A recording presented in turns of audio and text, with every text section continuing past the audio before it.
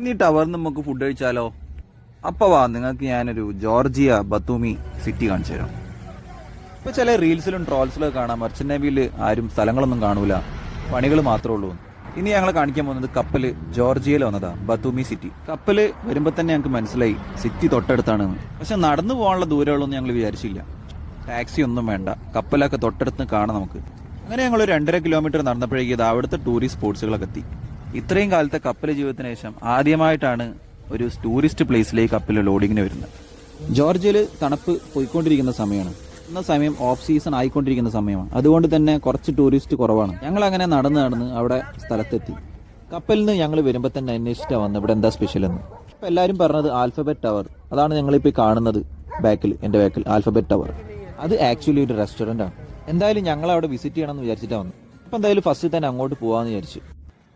ഈ കാണുന്ന ടവറിലാണ് നമ്മളിന്ന് ഫുഡ് കഴിക്കാൻ പോണത്. മുകളിൽ ആ ഗ്ലോബ് കാണുന്നിടത്ത് മാത്രമാണ് റെസ്റ്റോറൻ്റ് ഉള്ളത്. അങ്ങനെ നമ്മൾ ലിഫ്റ്റിൽ പോവുകയാണല്ലേ.